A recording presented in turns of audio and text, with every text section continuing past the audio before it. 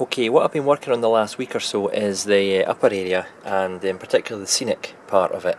Now that the track's all been weathered with rail match, sleeper grime and roof dirt, just going to give it that black oily kind of finish in the middle of between the two rails there.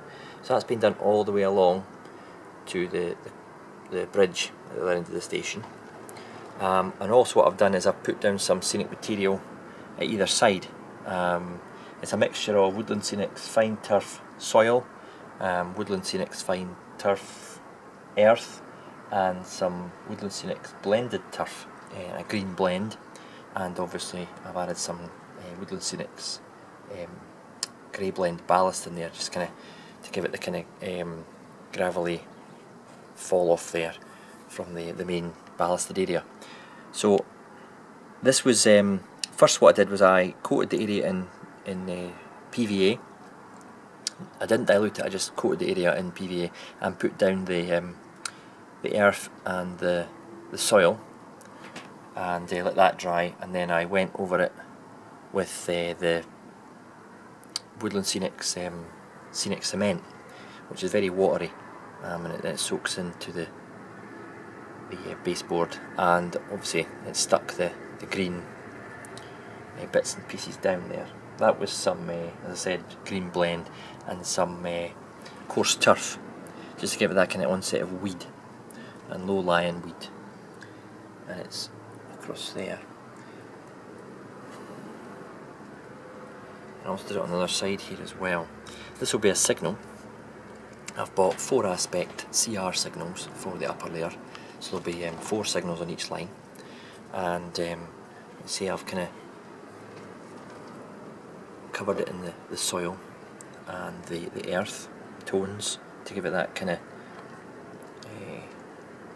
you know, the onset of weeds. You can see it quite clearly there. And the other side there, the same kind of thing.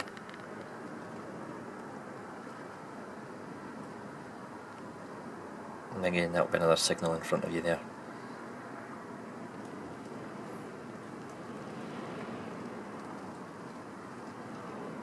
Now that that's all set, it's going to be static grassed, varying degrees of density along here. There'll be static grass maybe in between the trunking and the wall, so some of that trunking will be hidden with static grass, as is the railway. Sometimes you think, you know, where's the cable trunking gone? It's been overgrown, and it will come out. You know, the scenic grass will kind of sporadically kind of meander its way along there to the narrower area. Now what I've got here is between the cable trunking and the base of the wall is a very narrow strip, probably about 1 centimetre if I'm lucky. It gets narrower at some points and then widens out a little bit.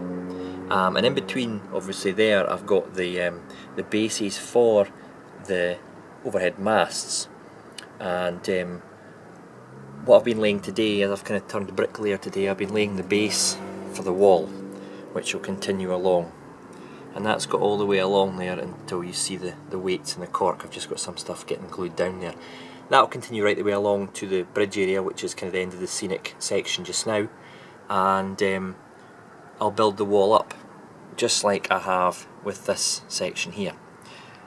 I won't be building the wall until I've got the back scenes in place, so that's kind of, I predict kind of the autumn time when I've decided on how to fix the back scenes to the back board, because when I'm putting the back boards back in, I don't want to damage the newly constructed wall. So that's just been laid in just now.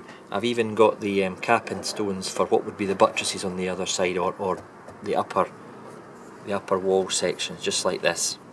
So it's all been authentically kind of recreated to match the rest of the wall, including this side, and that's just scale scenes, retaining wall kit as I've used in my previous walling. On the other side here is a narrow strip as well. It's wider than the other side. It's probably around 2 centimetres on average.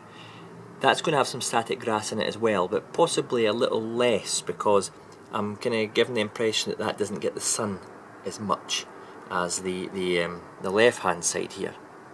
So, you know, it might be more low-lying bushes and patchy grass, and that will happen all the way along the side of the roof there, again towards the bridge at the end.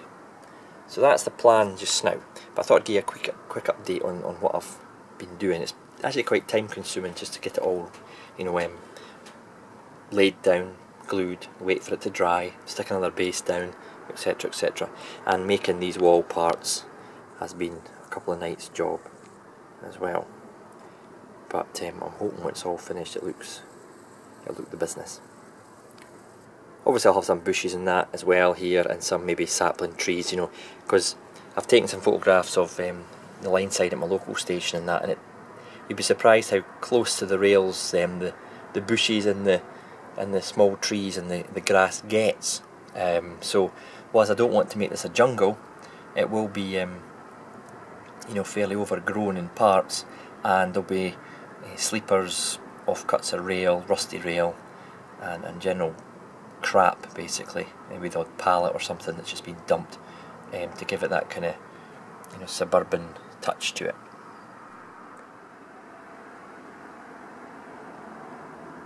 If you watched my April update, you may recall that I talked about placing more turnouts in this area for the start of the TMD.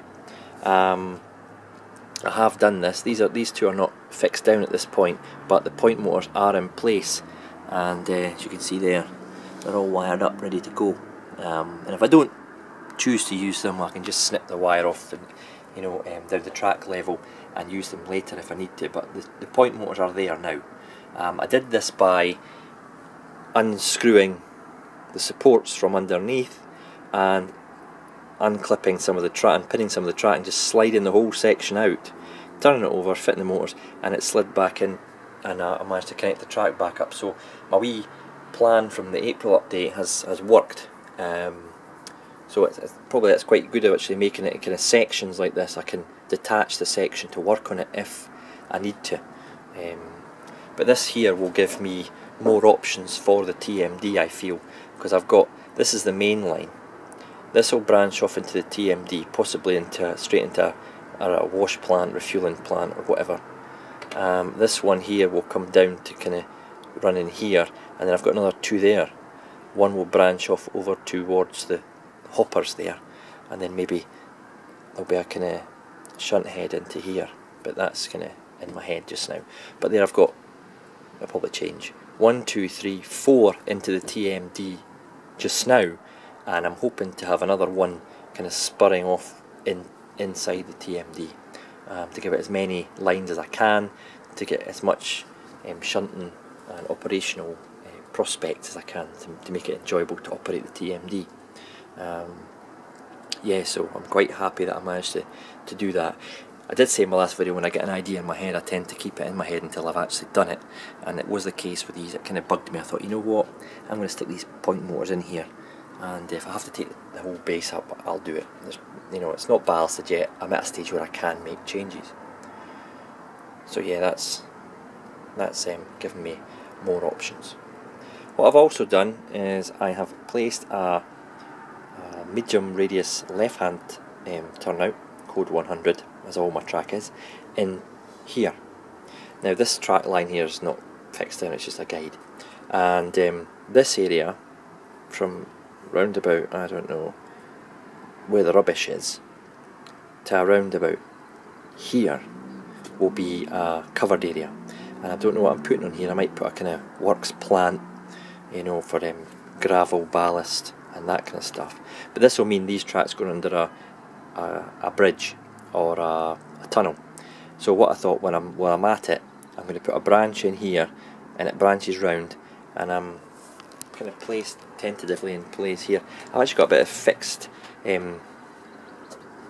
radius track. This is not flexi, but set track I think they call it, and second radius curve. This is just from my running in track. I've just picked it up and used this where I used to run my locals in on before I chip them. So I've got kind of the curve coming round here. This will be kind of covered, so you'll not see the kind of unrealistic radius to a degree. So, you know, it'll come round here, and what I'm going to do here is still up for debate with myself. I'm thinking, originally I planned, where all this rubbish is, to have a raised area. So this area here was a cutting, and this would be I don't know, a retail park or whatever, kind of coming on from the bridge to kind of continuation of the urban scene. But what I've thought, after some suggestions from you guys, is if I put a three-way turnout there, I then have maybe some more turnouts coming from that, I could possibly have a 4-lane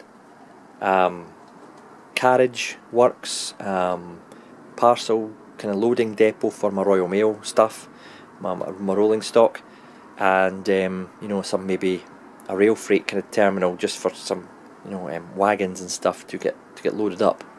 That's the kind of thought just now. And I can have some, you know, depot buildings there, loading bays, you know, the tracks coming into kind of loading platforms for the Royal Mail coaches, and they just as kind of have a retaining wall tapering down there, and this kind of embankment. So this has kind of been, the impression I'm trying to get is from my hand here to where it goes into a tunnel there, it's kind of a cut-in area, and it will be a kind of an operational section. It was going to be storage sidings anyway, so that turnout was always going to be placed there and covered as a carriage storage or rolling stock area.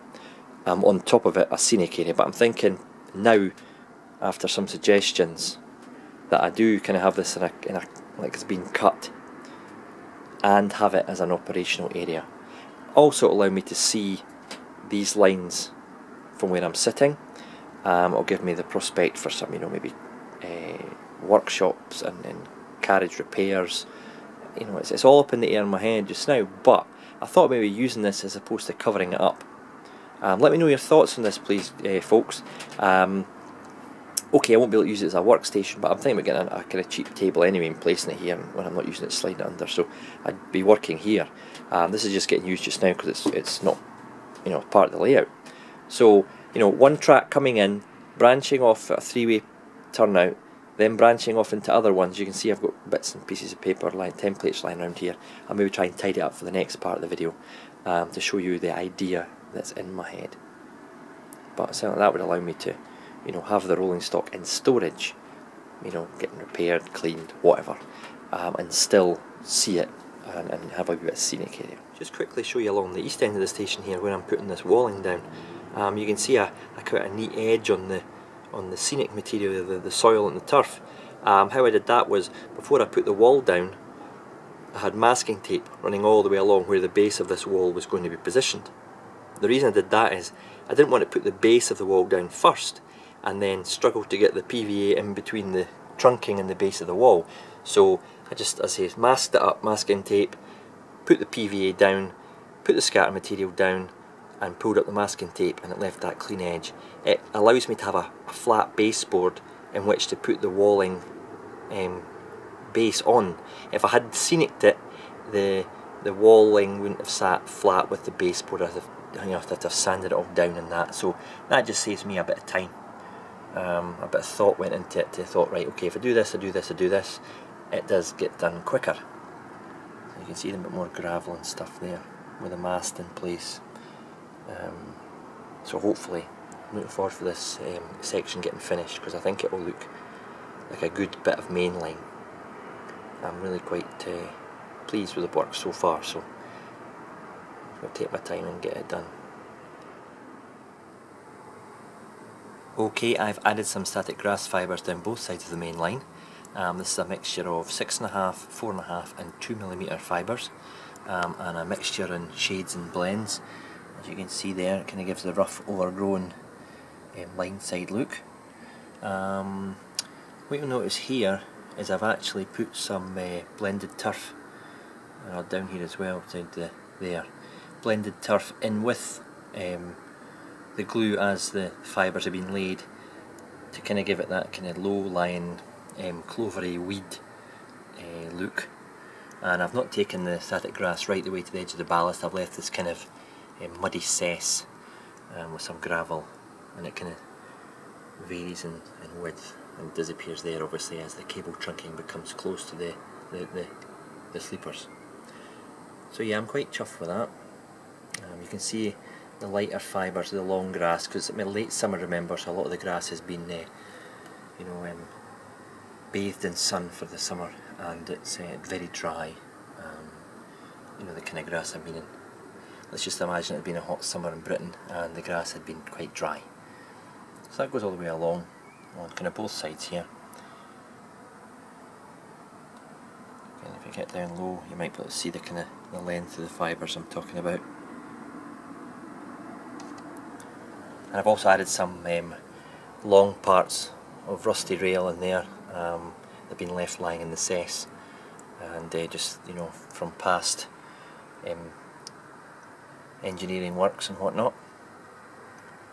And all I've really got to do with this side now, or this section, is add some scenic material along with the static grass to give it that kind of low-lying bush, weed kind of look. Because down the left-hand side of the main line, I've just got static grass just now, and down the right-hand side I've got a very thin covering of static grass, because as I said in the previous clip, that's a kind of shaded area, kind of almost north facing, so there's less undergrowth in that area along that section. In sections obviously it will be still overgrown, but in general terms this side will be the more lavish and lush greenery. Just to look at what fibres I've been using for my static grass. I use this stuff, you get it from International Models, and this is what they call early fall. To you and me is autumn, and I've used this in my previous scenic areas on the station, and I wanted something a bit more, you know, light browny kind of colour, so I've gone for this late fall, or as it says on its website, I think it's winter, but late fall, and it's more of a kind of dead grass look. I'm mixing these together along with some Woodland Scenic's 2mm fibres. It just gives it that variation in colour and in length. This is great stuff actually. As I say, if you order it from International Models, it can come within days and it can come within weeks. It's just kind of potluck. But there's the codes at the bottom there of the boxes if you need to check them out. There's other obviously varieties available, but that's the three I kind of stick with. Recommended by others on YouTube, and I have to say it's a good recommendation because it is good stuff. It's not the cheapest, but it's good quality. What I'll use for the kind of the bushes and whatnot is my Woodland Scenic's selection. I've got medium green, which I don't use a lot of actually, it's very green. My favourite colours are olive and light green, and I've got the underbush in olive and medium. I've got the coarse turf in burnt grass and light green, which I use for the kind of low-lying areas as well, and up against the fence and the walls I like to put in some bushes, and again the two colours I've selected there. This stuff goes a long way. I've done a bit of scenic work with them now, and as you can see they're still pretty full. So yeah, I'm pretty impressed with the Woodland Scenic stuff that you get. I also use this, is you kind of tear this off and spread it. It's like a kind of netting. I've got a light green one there as well, and you kind of just tear a bit off, rip it and spread it over the top of bushes and whatnot to give it that kind of sprawling plant. And also what I use for the kind of sapling trees is the Woodland Scenic's fine leaf foliage, and I use that in olive and light green, and that just, you can just rip bits off. You can actually use these as trees. I've used them on the east end of the layout, and you can just, you know, rip off bits that you want to kind of create bushes, and you'll see that when I go and use my scenic materials for the upper section. So hopefully in the next clip I'll have done a bit more work with the bushes and weeds. Right, what I've added in now is some of the Woodland Scenic's bushes, underbush and fine leaf foliage, along with some coarse turfs to kind of give it this overgrown effect against the wall, as you can see along this side. I've not taken it straight to the gravel, the ballast line, because I wanted to keep some of my static grass on show. I haven't spent a lot of time on it, but as you can see it kind of grows up the wall and the cable trunking is almost starting to get covered at this side. And also what I've done with the two relay boxes, I've weathered them very lightly around the front with the dirt and some of the street marks. It doesn't really pick up too well on the camera, but I've added some graffiti to the boxes. The scourge of modern life, which kind of ties in nicely with the graffiti on this side, on the wall. Because this will be near the town, and you'll get the odd person hopping the wall and doing their artwork on various structures. You can see there on this side I've done similar with the bushes and underbush, starting to overgrow the cable trunking, as is happens in real life. Some of the cable trunking along the area in my line, near where I live and work, it's totally overgrown and you wouldn't even know it's there. Probably Network Rail probably don't even know where it is. This stuff here, I've just put a wee bit of yellow scatter material, fine scatter, on top of the underbush, and that will just get held in place with some woodland Scenic cement. There's some small tree stroke bushes, that's fine leaf foliage. Just held in place as everything is just now with PVA. And there again, some more bushes, and that's got some green blends scattered on it to give it kind of a different leaf texture. Same across here.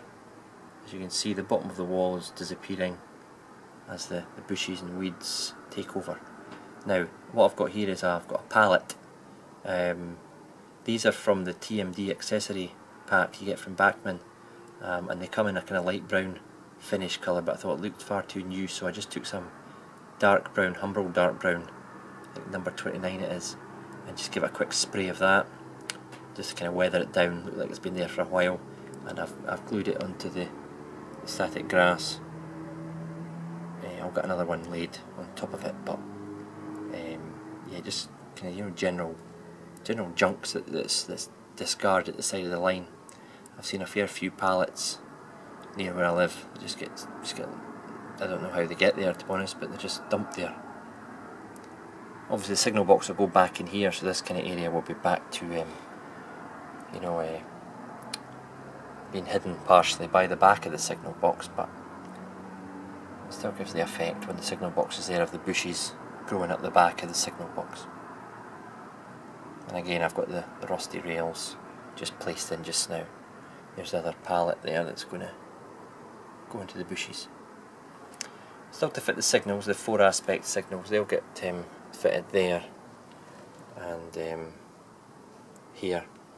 And I've also, when I ballasted it, I wired in the sensors, my Heathcote sensors, and you can see them there.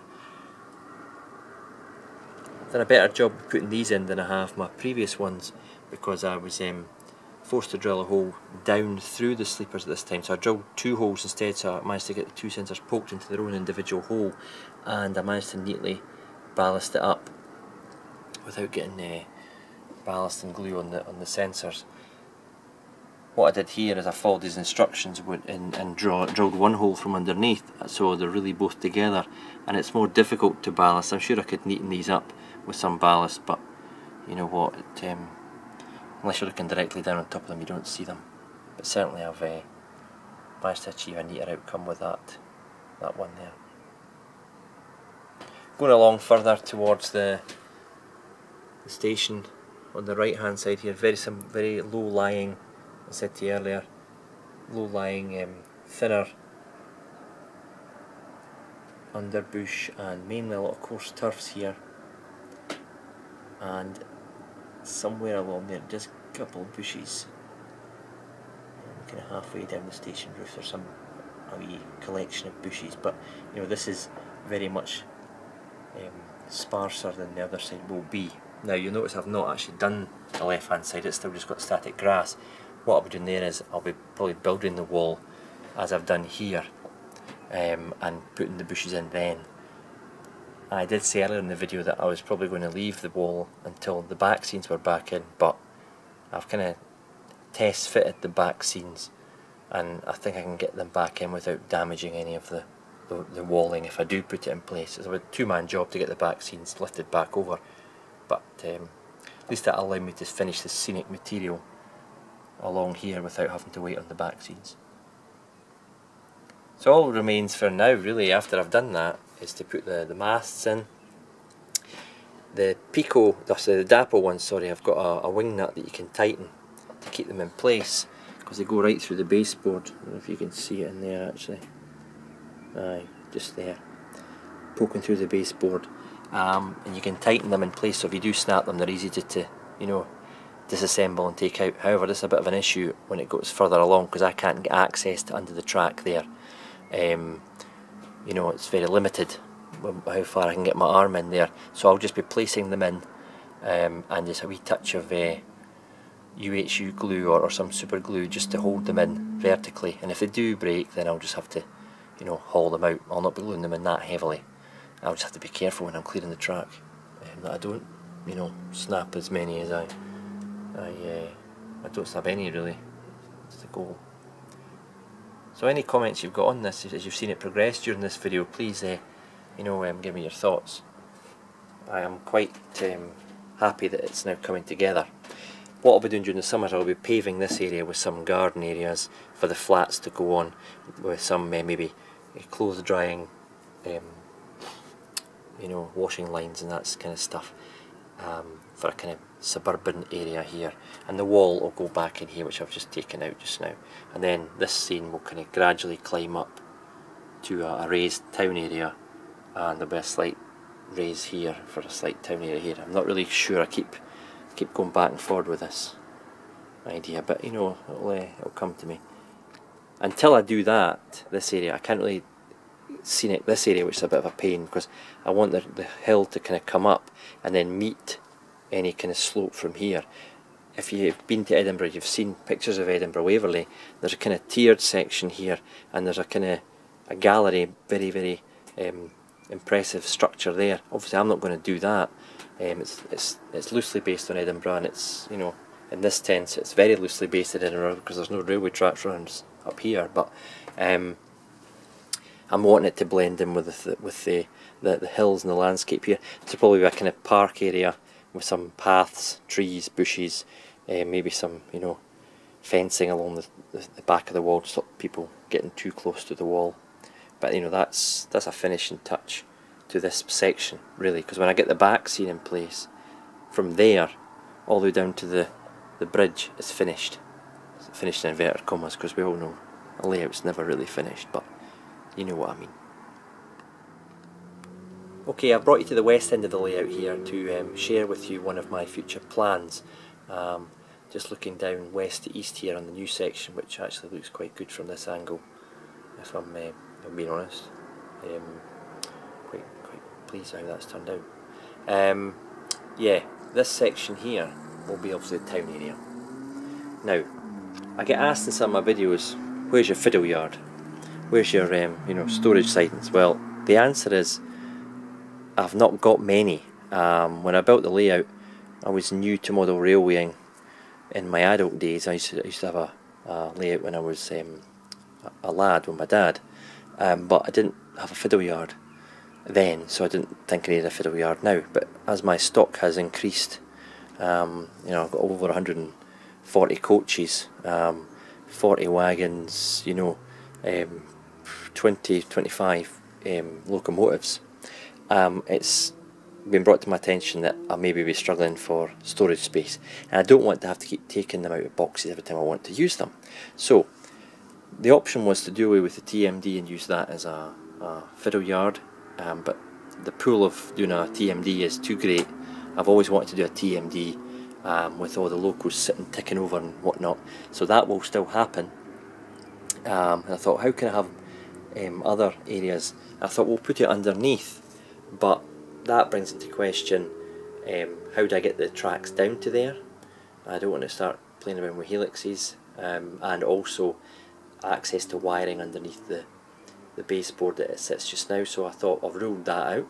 I then thought about changing the track to, you know, having a line coming off here and going straight through the baseboard there straight through the backboard, sorry, and along that side to store, and then coming out of there somewhere else. But I ruled that out, and it came to me here that actually that I've got two options here. You can see where I've put a point paper template of a point turnout there. See the line coming off it?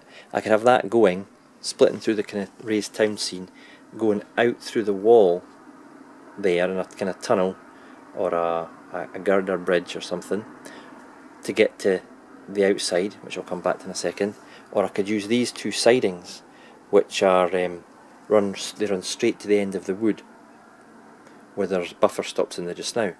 I could either use this one or these two, come all the way through here, extend the wood at the same level as the track out, and in a big kind of, you know, just a kind of a 180, come round here and lay a baseboard here all the way back to where I'm standing, which from the end there to where I am is just shy of 2 meters, and this maybe what, 600 millimeters. So I'd get 1, 2, 3, 4, 5, you know, half a dozen, at least half a dozen sidings of just under 2 meters. So that's, you know, just say 10 meters of you know, sidings. And if I use the underground sidings, I have the two lines coming round here and splitting with turnouts. Or I could use the single line on the raised area, then forking out and splitting out. Probably use the lower area, to be honest with you. And all I would do is I would have a baseboard here sitting at the same level, you know, wired turnouts and whatnot, because when I've got my Railmaster app on my phone, which I've not got yet, I could come here and, you know, flick points and, you know, move trains and shunters, just to get it's just for storage spaces for you know, an HST now that I've got 3, or some coaches that I've got plenty of. But this will require a bit of thought how to, because obviously I can't clean these tracks very easily, and they were just going to be sidings, so I thought I don't have to clean them if they're just going to be carriage sidings. But now when the rails come out of there, I'm going to have some access here, so I might cut a part out here, which should still be eventually hidden underneath the raised town scene, but it will allow me to get in easier if there's any derailment. So that's a kind of plan for the autumn stroke winter. I'm sure there's a million other things I could be doing with my plans, but I thought, you know what, before I get the town scene done, what about an extended area and a kind of fiddle yard round here? It's easy to get to, it's off scene, you don't see it, it doesn't require any, you know, ducking under the baseboards to get wires and etc. It's all here for me. If I want, just put a couple of battens across here and there to sustain the track. You know, it's not going to weigh much because there's not going to be any scenic material. It's just going to be cork, underlay, track and trains. So there's the plans. Any ideas and any suggestions on how I can do that better maybe, just please give me a shout. Okay, that's the layout update for May. I hope you've enjoyed it. I hope you've seen some ideas that you quite like, that you might want to use on your own layout. And say if you've got any points and comments, I'm always happy to hear them. If you want to check out my other May update, I'll have a running session for you in that one, and I'll also do my Dave's Loco of the Month feature. Thanks just now. Bye bye.